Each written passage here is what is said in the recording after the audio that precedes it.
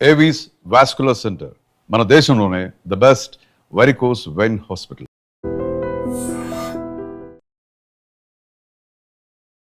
నమస్తే, welcome to iDream social spotlight with కవిత.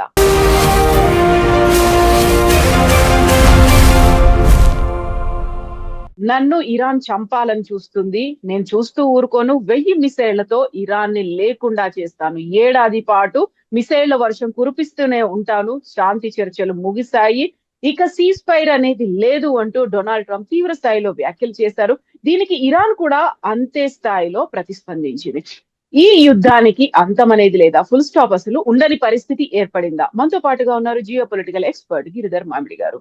గిరిధర్ గారు నమస్కారం అండి. నమస్తే అమ్మా. నమస్తే మీకు, మీ ప్రేక్షకులు నమస్కారం అమ్మా. థ్యాంక్ యూ అండి, థ్యాంక్ యూ. సో మీరు ముందు నుంచి చెప్తున్నారు ఒక అంతం అనేది ఉండదు అనేది, కాకుంటే ప్రతిసారి ఒక హోప్ ఏదో కనిపించింది. అటు ఇస్లామాబాద్ టాక్స్ కావచ్చు, ఆ తర్వాత ప్రతి చోట స్విట్జర్లాండ్ లో కూడా కూర్చొని మాట్లాడుకుంటున్నారు, ఆ తర్వాత ఫ్రాన్స్ లో మాట్లాడుకుంటున్నారు. అంటే ఎక్కడో కనీసం ఒక కామా అయినా పడుతుందేమో అనుకుంటే ఇప్పుడేంటి మళ్ళీ అగ్రెసివ్ గా రెండు కంట్రీ స్టేట్మెంట్స్ ఇస్తున్నాయి ఇలా. అమ్మా, ఇది నేను చాలా కాలం చెప్పాను. ఇది ఇప్పటిప్పట్లో ఈ సమస్యకు పరిష్కారం మనకు కనిపించట్లేదు. ఎంఓఈ సంతకం పెట్టినప్పుడు కూడా శాంతి వచ్చేసింది అని చాలా మంది విశ్లేషించారు. అప్పుడు కూడా చెప్పాను నేను, ఇది అమెరికా దాసోహం అన్నటువంటి కండిషన్స్ ఉన్నాయి కాబట్టి ఫస్ట్ అమెరికా దాన్ని ఎక్కడో ఒక దగ్గర దాన్ని ఆపేటువంటి ప్రయత్నం చేస్తుంది. రెండు కీలకమైంది, ఇజ్రాయెల్ శాంతికి వ్యతిరేకం. ఇజ్రాయెల్ ఇరాన్ ని సర్వనాశనం చేసేంత వరకు కూడా వాళ్ళు ఊరుకునేటువంటి పరిస్థితి లేదు. కాబట్టి అమెరికా శాంతి చర్చలు చేసినా, శాంతి ఒప్పందాలు చేసినా, ఆ శాంతి ఒప్పందాలని ఎలా వమ్ము చేయాలో ఈ ఇజ్రాయెల్ మళ్ళీ కుట్రపడు. ఇజ్రాయెల్ దృష్టిలో మీరు చూసారంటే కనుక ఇరాన్ అన్న శక్తి ఉన్నంత వరకు వాళ్ళకి శాంతి లేదు. ఎందుకు? వాళ్ళ శక్తులన్నీ కూడా హెజ్బుల్లా కావచ్చు, హమాస్ కావచ్చు, హౌతీలు కావచ్చు, వీళ్ళందరికీ ఫండింగ్ ఇరాన్ ఇస్తాం. కాబట్టి వాళ్ళ దేశంలో వచ్చి బాంబులు పెట్టి, సూసైడ్ అటాక్లు చేసి, మిజైళ్లు కొట్టి ఆ దేశంలో అస్థిర వాతావరణము, శాంతి లేకుండా చేసినటువంటి శక్తులన్నిటి వెనకాల ఇరాన్. కాబట్టి ఇరాన్ ని సర్వనాశనం చేస్తే కానీ ఇజ్రాయెల్ కి శాంతి ఉండదు. ఇది కూడా నిర్ణయించు. ఎందుకంటే పెడితే మనకు అర్థమవుతున్న పరిస్థితి ఏంటో. అన్ని బంకర్లు ఉంటాయి, సైరన్ కొట్టగానే అందరు బంకర్లోకి వెళ్ళిపోవాలి, ఎప్పుడు మిజైల్స్ వచ్చి పడతాయో తెలియదు. అటువంటి జీవితం ఎలా వాళ్ళు బతకగలరు? వాళ్ళు పాపం వాళ్ళు విదేశాలకు వెళ్ళి యూరప్కో, భారతదేశానికో, అమెరికాకో వెళ్ళి వాళ్ళు ఒక నెల 2 నెలలు హాలిడేస్ తీసుకొని వస్తే గానీ మనుషులుగా ప్రవర్తించలేరు వాళ్ళు. ఎందుకంటే ఈ 24/7 యుద్ధ వాతావరణంలోనే బతుకుతున్నారు. కాబట్టి వాళ్ళ దృష్టిలో చూస్తే కనుక ఇరాన్ నాశనం అవుతే గానీ వాళ్లకు శాంతి ఉండదు అనేది వాళ్ళ ప్లాన్. అమెరికా యాంగిల్లో చూసామంటే అమెరికా బెంజమిన్ నెతన్యాహు మాటలకు లొంగిపోయి ఏదో విధంగా అతను చేసినటువంటి నేరేటివ్ ని వీళ్ళు యాక్సెప్ట్ చేసి బెంజమిన్ నెతన్యాహు యొక్క అజెండాలో వీళ్ళు దిగిపోయారు. అందుకని డొనాల్డ్ ట్రంప్ యుద్ధం, ఇది అమెరికా యుద్ధం కానీ ఇజ్రాయెల్ యుద్ధం, నేను పదే పదే చెప్తున్నాను. కాబట్టి ఇప్పుడు ఇరుక్కున్నారు, బయటికి ఎలా రావాలి అర్థం కాదు. గత ప్రభుత్వాలు జో బైడెన్ కానీ, మనకు జో బైడెన్ కాదు, ఎందుకంటే ముందర మనకు జార్జ్ బుష్ కానీ, ఒబామా కానీ, వీళ్ళందరూ కూడాను యుద్ధాలు స్టార్ట్ చేసిన తర్వాత అంతమయ్యే కొన్ని దశకాలు అలా నడిచాయి. 10-15 సంవత్సరాలు మనకు ఆఫ్ఘనిస్తాన్ చూసాం ఎంతకాలం నడిచింది, ఇరాక్ చూసాం ఎంతకాలం నడిచింది. కాబట్టి అటువంటి పరిస్థితి నాకు ఇష్టం లేదు అని డొనాల్డ్ ట్రంప్ పదే పదే చెప్పాడు. కాబట్టి తప్పు చేశానని యాక్సెప్ట్ చేశాడు, అర్థమైపోయింది. ఏదో విధంగా బయటపడాలని ప్రయత్నం డొనాల్డ్ ట్రంప్ చేస్తున్నాడు. కానీ డొనాల్డ్ ట్రంప్ చేసే ప్రతి ప్రయత్నాన్ని వమ్ము చేస్తోంది ఇజ్రాయెల్. లేటెస్ట్ గా వాళ్ళు ఏం చేశారు, మిమ్మల్ని చంపడానికి ఇరాన్ ప్లాన్ చేస్తోంది అని ఒక ఇంటెలిజెన్స్ న్యూస్ ప్లాన్ చేసి దాంతో ఎమోషనల్ గా డొనాల్డ్ ట్రంప్ ని మళ్ళీ యుద్ధంలో దింపగలిగింది ఇజ్రాయెల్. నిజంగా చంపదలుచుకున్నారా లేదా? సరే, ఇరాన్ అమెరికా ప్రెసిడెంట్ చంపాలని చాలా కాలంగా ఉంటుంది. ఈ రోజు ఎందుకంటే గతసారి డొనాల్డ్ ట్రంప్ ప్రెసిడెంట్ ఉన్నప్పుడే ఖాసిం సులేమానికి చంపినప్పుడు మేము ప్రతీకారం తీసుకుంటామని వాళ్ళు చెప్పారు. కాబట్టి ఈరోజు కొత్త విషయం ఏం కాదు. ఈ యుద్ధం మొదలవ్వక ముందు నుంచి కూడా ఇరాన్ టార్గెట్ చేస్తుందేమో అన్నటువంటి భయం చాలా కాలంగా ఉంది. కానీ ఇరాన్ నిజంగా టార్గెట్ చేయగలిగిన కెపాసిటీ ఉందా? తప్పకుండా లేదు. ఈరోజు వాళ్ళ దేశంలోనే ఎంత నష్టం జరుగుతుందో చూస్తున్నారు. అమెరికాలో వెళ్ళి వాషింగ్టన్ డీసీలో హై సెక్యూరిటీలో డొనాల్డ్ ట్రంప్ ని చంపడం అనేది కల్లా జరిగేటువంటి పని కాదు. కానీ ఆ ఒక విధమైనటువంటి ఒక నేరేటివ్ క్రియేట్ చేసి ఇజ్రాయెల్ డొనాల్డ్ ట్రంప్ యొక్క అహంకారాన్ని, తన భయాన్ని వాళ్ళు రేకెత్తించి మళ్ళీ ఇరాన్ మీద దాడి చేసేలాగా ఇజ్రాయెల్ చేసింది. ఇజ్రాయెల్ యొక్క ప్రొపగండా ప్లాన్ ఇది. ఈవెన్ అమెరికన్ ఇంటెలిజెన్స్, సిఐఏ కావచ్చు, లేదా వాళ్ళ ఎన్ఐఏ కావచ్చు, వాళ్ళ ఇతరత్ర మిలిటరీ ఇంటెలిజెన్స్ కావచ్చు, లేదా నేటో ఇంటెలిజెన్స్ కావచ్చు, ప్రపంచంలో ఎవరు కూడాను ఈ లైన్ తీసుకోవట్లేదు. ఇరాన్ ట్రంప్ ని అసాసినేట్ చేయడానికి ప్లాన్ చేస్తోంది అన్నటువంటి నెరేటివ్ ఇండిపెండెంట్ గా రెండో సోర్స్ నుంచి మనకు రాలేదు. ఒక ఇజ్రాయెల్ చెప్పింది మాకు. ఇజ్రాయెల్ గతంలో కూడా చర్చలు ఇలాగే చేసింది. మనకు జార్జ్ బుష్ జూనియర్ అప్పుడు సద్దాం హుసేన్ తీయాలి అని చెప్పేసి వాళ్ళు ఇజ్రాయెల్ నిర్ణయించారు. అప్పుడు కూడా అమెరికా యుద్ధం కాదు, గల్ఫ్ లో జరిగినటువంటి యుద్ధం, అది ఇజ్రాయెల్. సద్దాం హుసేన్ తీసేయాలి అని చెప్పి ఇజ్రాయెల్ నిర్ణయించిన తర్వాత జార్జ్ బుష్ జూనియర్ కి వెళ్ళి ఎమోషనల్ గా అతన్ని రెచ్చగొట్టారు. ఏం చెప్పారు? సద్దాం హుసేన్ మీ తండ్రి అయినటువంటి జార్జ్ బుష్ సీనియర్ ని చంపుతానన్నాడు, కాబట్టి మీ తండ్రిని చంపుతానన్న వాడిని నువ్వు అపేక్షించి వదిలేస్తావా, వాడి మీద నువ్వు ప్రతీకారం తీర్చుకోవా అని చెప్పి రెచ్చగొట్టి యుద్ధంలో దింపారు George Bush junior. George Bush junior యొక్క మెంటల్ కెపాసిటీ ఏంటో మనకు తెలుసు, ఐక్యూ కెపాసిటీ ఏంటో తెలుసు. ఇన్ఫాక్ట్ అమెరికాలో చాలా పాపులర్ ఉండేది బుషిజమ్స్ అనేవాడు. ఏంటంటో మాట్లాడేవాడు ఆయన. ఇప్పుడు డొనాల్డ్ ట్రంప్ ఎలా మాట్లాడుతున్నాడు, ఎందుకంటే దారుణంగా మాట్లాడేవాడు జార్జ్ బుష్. కాబట్టి ఈ ఇద్దరు ప్రెసిడెంట్స్ కూడా వీళ్ళ జనరల్ ఐక్యూ చాలా తక్కువ, కాబట్టి వీళ్ళ ఎమోషన్స్ తో ఆడుకుని సైకలాజికల్ వార్ఫేర్ చేస్తుంది ఇజ్రాయెల్. ఇజ్రాయెల్లో ఇంటెలిజెన్స్ లో వాళ్ళు వ్యక్తి యొక్క సైకాలజీని బాగా క్షుణ్ణంగా స్టడీ చేస్తారు. వీళ్ళ స్ట్రెంగ్స్ ఎక్కడ ఉన్నాయి, వీళ్ళ వీక్నెస్ ఎక్కడ ఉన్నాయి, ఏం చేస్తే వీళ్ళు మన మాట వింటారు, అవన్నీ బాగా వాళ్ళు. ఆ దృష్ట్యా ఈ రోజు మనం డొనాల్డ్ ట్రంప్ యొక్క సైకాలజీని వాళ్ళు బాగా క్షుణ్ణంగా అబ్జర్వ్ చేసి సరిగ్గా శాంతి ఒప్పందాలు చర్చలు జరుగుతున్నాయి, శాంతి ఉంటుంది అనుకున్నప్పుడు ఇగో ఈ అస్త్రం ప్రయోగించారు, నేను చంపడానికి కూడా ప్రయత్నం చేస్తున్నారని చెప్పగానే డొనాల్డ్ ట్రంప్ రెచ్చిపోయి యుద్ధం మళ్ళీ మొదలుపెట్టాడు. అదే అక్కడ. కాబట్టి ఇది అంతా కూడాను యుద్ధం ఆగేటువంటి పరిస్థితి లేదు. ఇప్పుడు మనం చూస్తే ఆ 14 పాయింట్స్ ఎంఓయులో 5వ పాయింట్ లో ఏమని చెప్పింది? అది స్ట్రేట్ ఆఫ్ హార్మోజ్ నుంచి షిప్పులు వెళ్ళడానికి ఇరాన్ ఫెసిలిటేట్ చేస్తుంది అని రాస్తుంది. అమెరికా ఏం చేసింది? అది స్ట్రేట్ ఆఫ్ హార్మోజ్ లో ఒమాన్ జలాల నుంచి మీకు సంబంధం లేదు, మేము మా షిప్పులు తీసుకెళ్తాము అని చెప్పి వీళ్ళు అక్కడి నుంచి షిప్పులు తీసుకెళ్ళడం మొదలుపెట్టారు. ఇరాన్ ఇక్కడి నుంచి ఏ షిప్ వెళ్ళినా మా పర్మిషన్ తీసుకొని వెళ్ళాలి. ప్రస్తుతానికి 60 రోజులు మేమేం చార్జ్ చెయ్యము, 60 రోజుల తర్వాత ఒప్పందం ప్రకారం చూద్దాం ఏమవుతుంది, కానీ మాకు చెప్పకుండా ఏది వెళ్ళడానికి వీల్లేదు అని చెప్పారు. అమెరికా ఏం చెప్పింది? లేదు, అది నీ జలాలకు సంబంధించింది మాత్రమే, ఒమాన్ జలాలకు సంబంధించి నీకు చెప్పాల్సిన అవసరం లేదు అని చెప్పి వీళ్ళు ఇంటర్ప్రిట్ చేసుకున్నారు.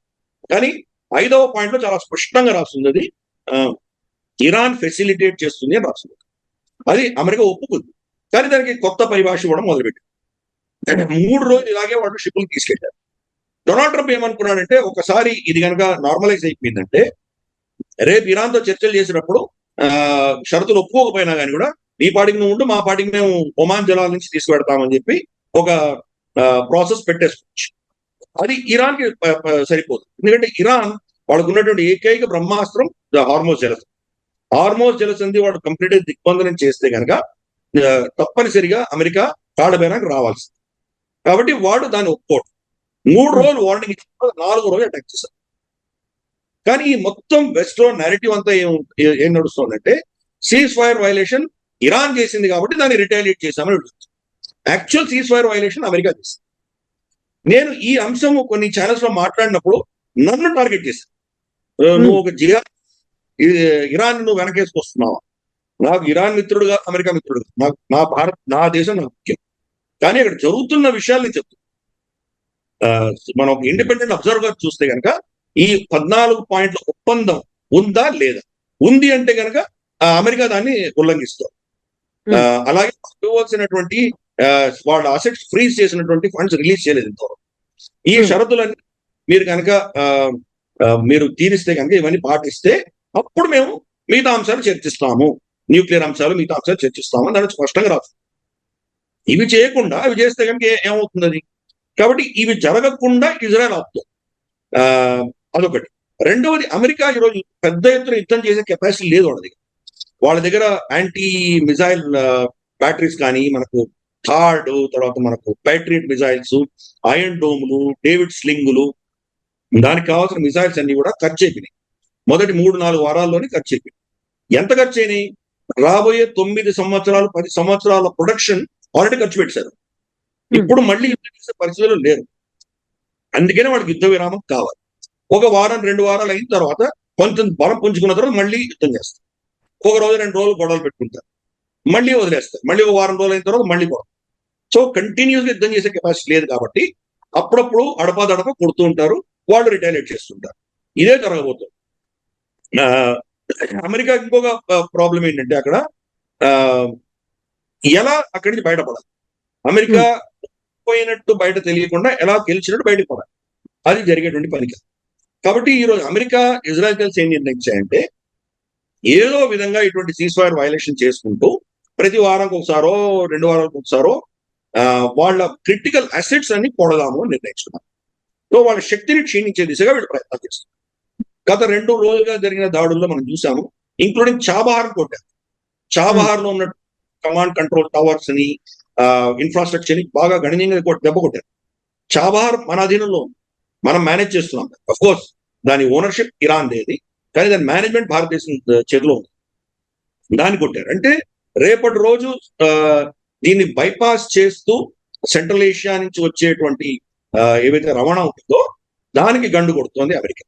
అంటే ఇరాన్ యొక్క కెపాసిటీని దెబ్బతీస్తున్నారు. ఇవి ఇంకో నెలలు ఇలాగే కొనసాగుతుంది. ఎందుకంటే అక్టోబర్ లో మనకు ఇజ్రాయెల్ ఎన్నికలు, నవంబర్ లో అమెరికాలో మధ్యంతర ఎన్నికలు. అక్టోబర్ ఎన్నికల తర్వాత బెంజమిన్ నెతన్యాహు గెలుస్తారా ఓడిపోతారా చెప్పడం కష్టం. ఇప్పుడున్న పరిస్థితుల్లో బహుశా ఆయన ఓడిపోయేటువంటి సూచనలు ఎక్కువ కనిపిస్తున్నాయి. ఎందుకంటే 2.5 సంవత్సరాల క్రితం ఆ దేశం మీద జరిగినటువంటి హమాస్ దాడి, దానికి బాధ్యత ఈయనే వహించాలి. అంత పెద్ద ఎత్తున 1200 మంది చనిపోవడము, అంత వందలాది మందిని వాళ్ళు హాస్టేజెస్ గా తీసుకోవడం అన్నది బెంజమిన్ నెతన్యాహు ఫెయిల్యూర్ కింద ప్రజలందరూ పరిగణిస్తున్నారు. కాబట్టి ఆయనకు వ్యతిరేకత విపరీతంగా ఉంది దేశం.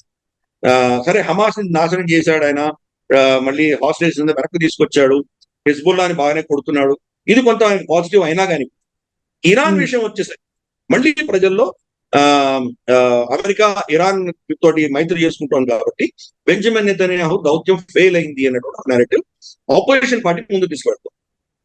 నఫ్తాలి బెనెట్, ఇప్పుడు ఈయన ఓడిపోతే కనుక ప్రైమ్ మినిస్టర్ అయ్యేటువంటి వ్యక్తి నఫ్తాలి బెనెట్, ఆయన ఇంకా అగ్రెసివ్ స్టాండ్ తీసుకుంటాడు. ఇరాన్ సర్వనాశనం అవ్వాలి, ఇరాన్ సర్వనాశనం అయ్యాక మేము టర్కీ మీద టార్గెట్ చేస్తాము అని చెప్తున్నారు.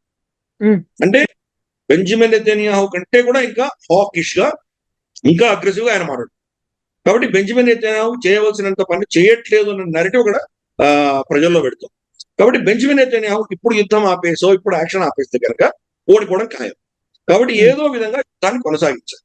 అందుకని అది ముఖ్య కారణం. అమెరికా ఎన్ని ఒప్పందాలు చేసుకున్నా కానీ కూడా ఆ ఒప్పందాలన్నింటి వమ్ము చేసే కార్యక్రమం వీళ్ళు చేస్తారు. ఇన్ఫాక్ట్ నిన్న బందర్ అబ్బాసు, తర్వాత మనకు హార్మోస్ జలసంధి దగ్గర ఉన్నటువంటి కొన్ని పట్టణాల మీద పెద్ద ఎత్తున దాడులు జరిగాయి. అమెరికా మేం చేయలేదు అంటు, మరి అమెరికా చేయకపోతే ఇంకెవరు చేస్తారు దాని మీద?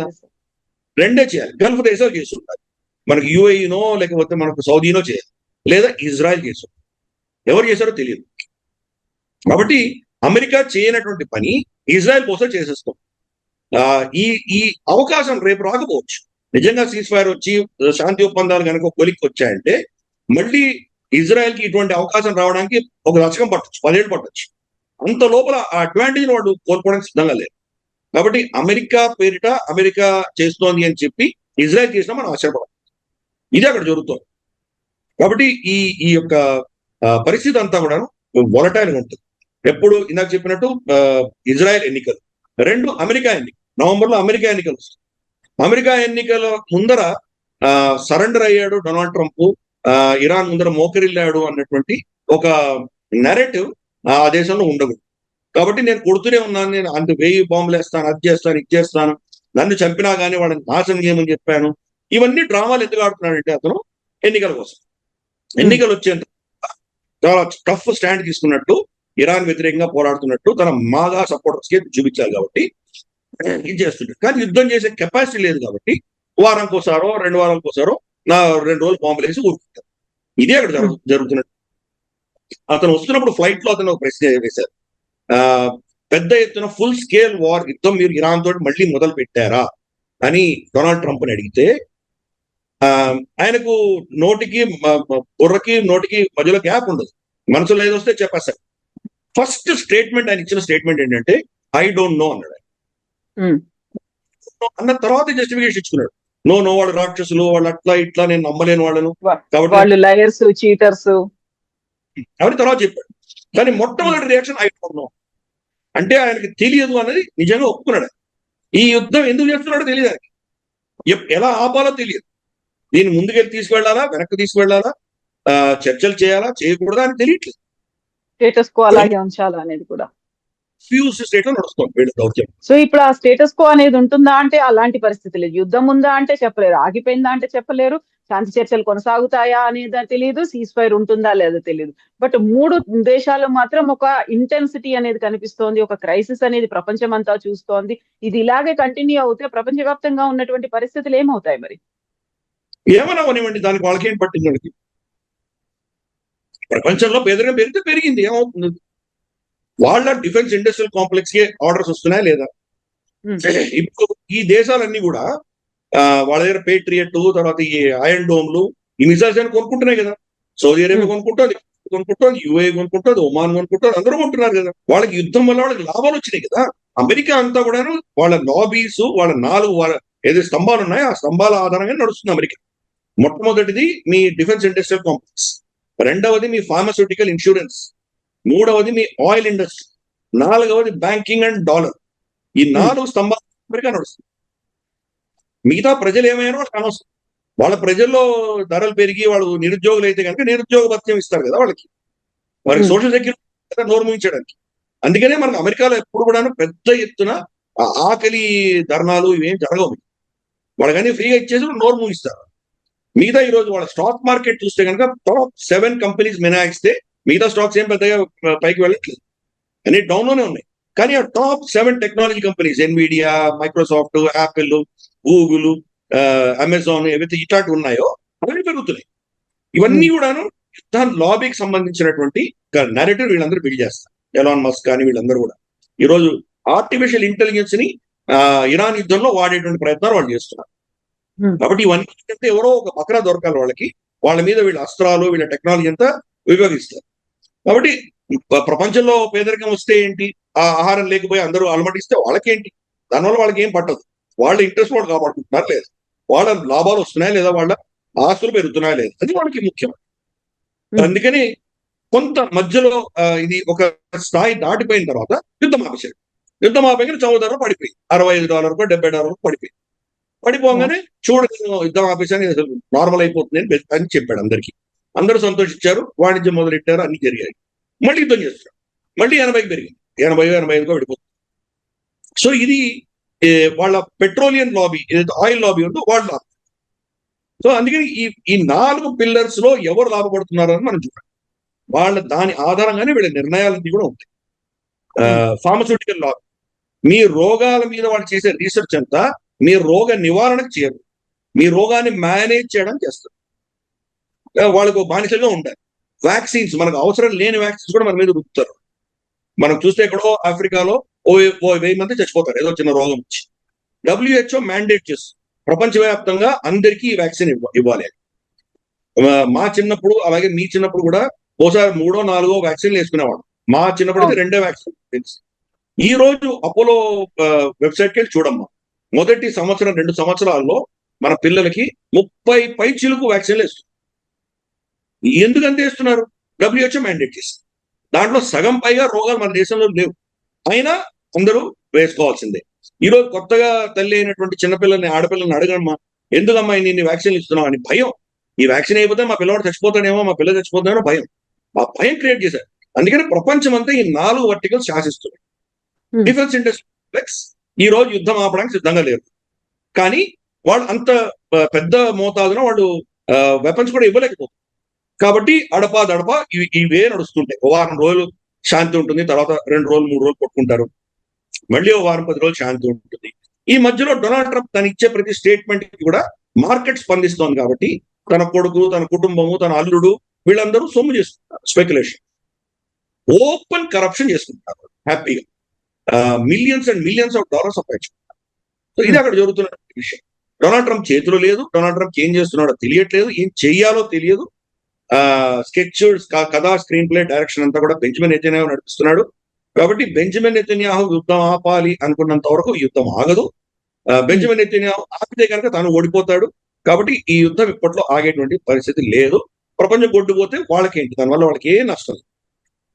సో 3 దేశాలు అగ్రెసివ్ గా ముందుకెళ్తున్నాయి. మాదే అప్పర్ హ్యాండ్ అని చూపించుకోవాలనుకుంటున్నాయి. అల్టిమేట్ విజయం, ఫైనల్ విజయం మాదే అని చెప్పుకునేటువంటి ప్రయత్నాల్లో ఉన్నాయి. కొన్ని కంపెనీలు లాభపడుతున్నాయి, మరి కొన్ని కంపెనీలు దివాలా తీస్తున్నాయి. దేశవ్యాప్తంగా కాదు, ప్రపంచవ్యాప్తంగా కూడా ఇలాంటి క్రైసిస్ అనేది, సంక్షోభం అనేది కనిపిస్తూ ఉన్నప్పుడు ఇంకెవరు ఏం చేయడానికి లేదు. అది 3 దేశాల సమస్య అనడానికి లేదు. ప్రపంచం అంతా ఇంపాక్ట్ చూపిస్తున్నప్పుడు యునైటెడ్ నేషన్స్ కానీ, నేటో కానీ ఇలాంటివి ఏవి దాంట్లో ఇంటర్వ్యూన్ అవ్వడానికి, లేకుంటే ఆపడానికో, లేకుంటే మధ్యవర్తిత్వం పాకిస్తాన్ ఏదో చేసింది, ఆ తర్వాత పక్కకి వెళ్ళిపోయింది, ఇలాంటి కండిషన్స్ అన్ని కనిపిస్తున్నప్పుడు చూస్తూ ఊరుకోవాల్సిందేనా?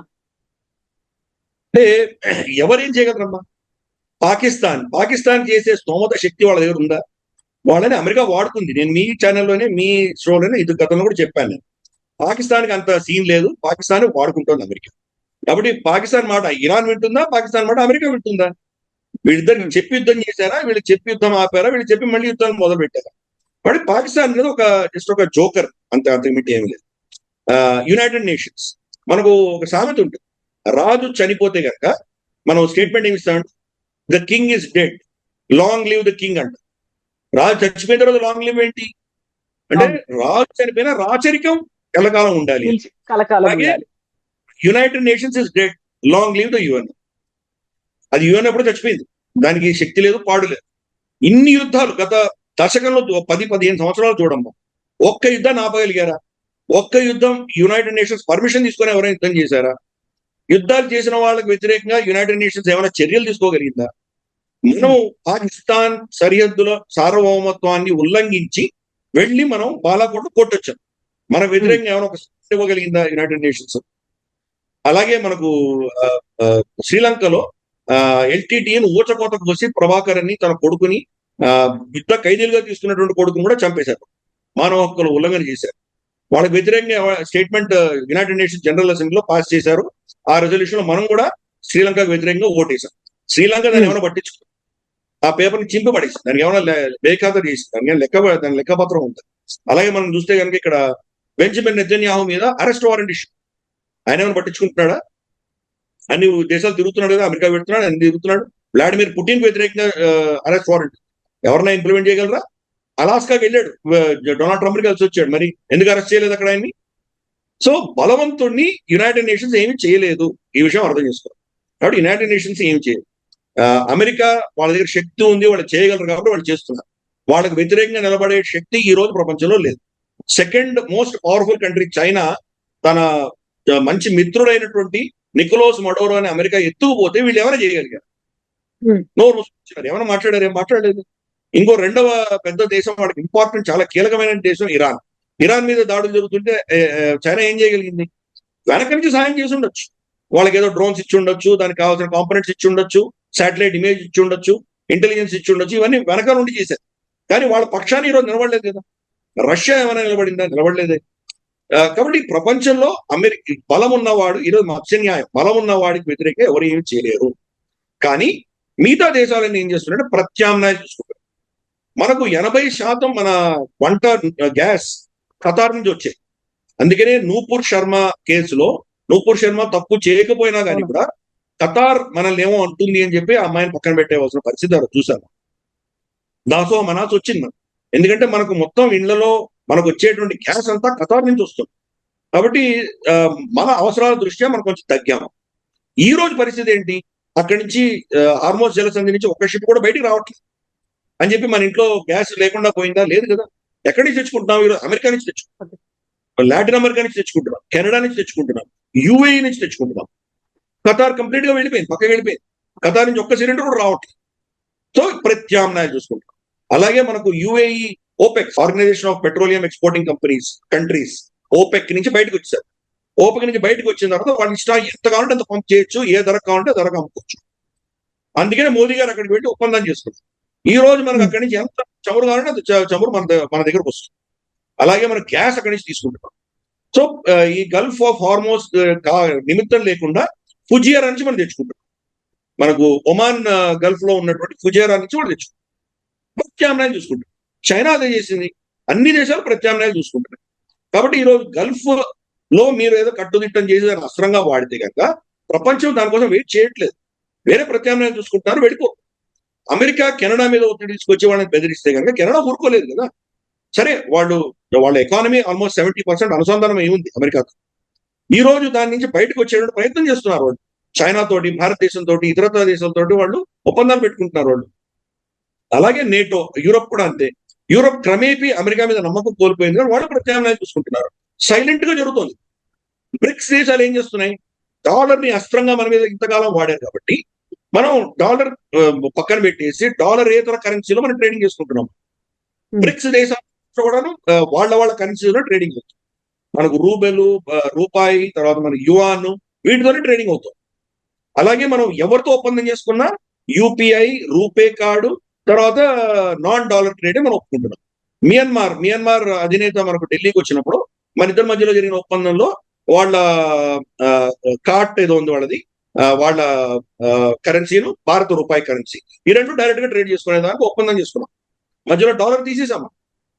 ఫ్రీ ట్రేడ్ అగ్రిమెంట్స్ మనం యూఏతో చేసుకున్నాం. యూఏ దిర్హము భారతీయ రూపాయితో ట్రేడింగ్ చేసుకోవడానికి సిద్ధపడ్డాం.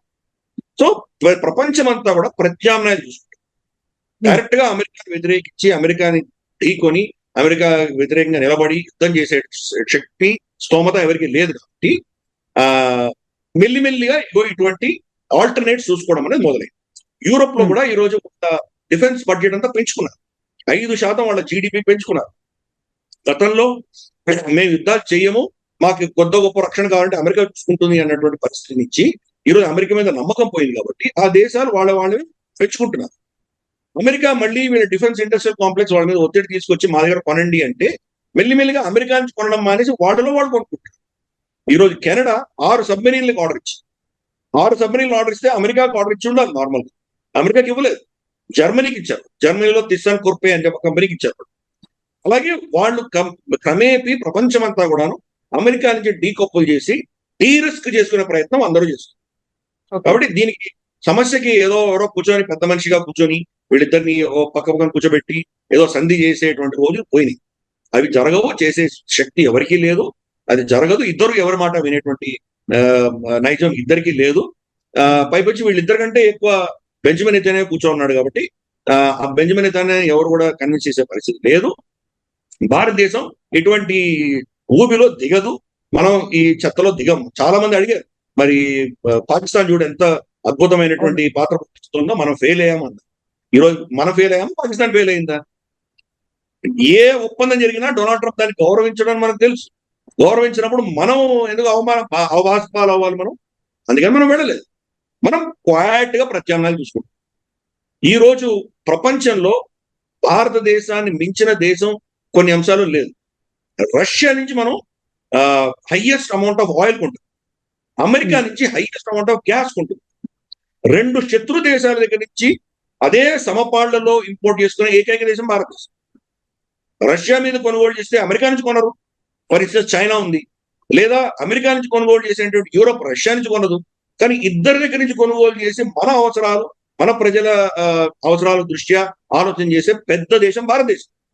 కాబట్టి ఈ ప్రత్యామ్నాయం చూసుకుంటున్నాము. ఇదే దానికి సమాధానం. వాళ్ళని ఇర్రెలవెంట్ చేయడం. ఇరాన్ జలసంధి ఆపేసినంత మాత్రాన ఇరాన్ కి అది అస్త్రంగా ఉండకుండా పోతుంది ఫ్యూచర్ లో. అలాగే ఈ గల్ఫ్ దేశాలు, ఈ రోజు మనం సౌదీ అరేబియా చూస్తే బ్రెంట్ క్రూడ్ ఆయిల్ కంటే $11 పర్ బ్యారెల్ వాళ్ళు ధరలు తగ్గించారు. నార్మల్ గా బ్రెంట్ క్రూడ్ కంటే ఎక్కువ ధరలో వాళ్ళు అమ్మేటువంటి వాళ్ళు ఈ రోజు డిమాండ్ పడిపోయింది. చైనా కొనట్లేదు వాళ్ళ దగ్గర. చైనా దగ్గర కనీసం అంటే సంవత్సరంన్నర కావాల్సిన నిల్వలు ఉన్నాయి వాళ్ళ దగ్గర. చాలా తక్కువ $40 కొన్నటువంటి డాలర్ కొన్నటువంటి చైనా ఈ రోజు $100 ఎందుకు కొనుక్కుంటుంది? అది ధరలు పడ్డా కొనుక్కుంటుంది. అంతవరకు కొనట్లేదు వాళ్ళు. సో వాళ్ళ బిగ్గెస్ట్ కస్టమర్ కొనట్లేదు. భారతదేశం మనం రష్యా నుంచి కొంటున్నాం, మనం సౌదీ నుంచి కొనట్లేదు. ఈ 2 దేశాలు మినహాయిస్తే ఎవరు కొంటారు? యూరోప్ కొనాలి. యూరోప్ అమెరికా నుంచి కొనాలని చెప్పి అమెరికా నుంచి ఒత్తిడి వస్తుంది. కాబట్టి ఈ రోజు సౌదీ అరేబియా గతి లేని పరిస్థితిలో $11 నార్మల్ మార్కెట్ రేట్ కంటే తక్కువ అమ్ముతున్నారు. కాబట్టి వీళ్ళ పరిస్థితి ఏమవుతుందో అర్థం చేసుకోవచ్చు. యూఏఈ ఎందుకు ఓపెక్ నుంచి బయటకు వచ్చి భారతదేశంతో పెట్టుకున్నారు వాళ్ళు. ఈ రోజు ఎందుకు $11 సౌదీ అరేబియా తగ్గిస్తోంది అంటే వాళ్ళు ఇర్రెలవెంట్ అవుతున్నారు. ప్రపంచం వాళ్ళ మీద ఇంతవరకు ఆధారపడినటువంటి ప్రపంచము వీళ్ళు లేకుండా బతకడం నేర్చుకుంటున్నారు. అది నేర్చుకున్నప్పుడు ఇక్కడ యుద్ధం ఉంటే ఏంటి, శాంతి ఉంటే ఏంటి ఎవరు పట్టించుకుంటారు? ఇది అసలైన సమాధానం. మనకు నార్మల్ గా headlines 9 o'clock 9 PM India wants to know headlines, అది మనకు అలా ఉంటుంది. ఇంటర్నేషనల్ అఫైర్స్ అన్ని కూడా ఇలాగే నడుస్తాయి. చాలా టాక్టికల్ గా నడుస్తాయి, చాలా స్ట్రాటజిక్ గా ఉంటాయి, చాలా సున్నితంగా నడుస్తాయి. ఎవరికి తెలియదు, చాప కింద నీళ్ళలాగా ఎవరి ఇంట్రెస్ట్ వాళ్ళు కాపాడుకుంటారు. కాబట్టి ఈ రోజు అమెరికా గెలిచిందా, ఇరాన్ గెలిచిందా, సంబంధం లేకుండా దేశాలు క్రమేపీ వాళ్ళ దుప్పట్లు వాళ్ళకి పెట్టారు. ఎస్ గిరిధర్ గారు, థ్యాంక్ యూ సో మచ్ అండి. ఎంతకాలం అనే దానికి మళ్ళీ అదే ఉంది, right from the square one అంటారు, మళ్ళీ అదే అవుతుంది, అదే క్వశ్చన్ మళ్ళీ ఆన్సర్ లేకుండా వెళ్ళిపోతుంది. థ్యాంక్ యూ సో మచ్ అండి. Thank you.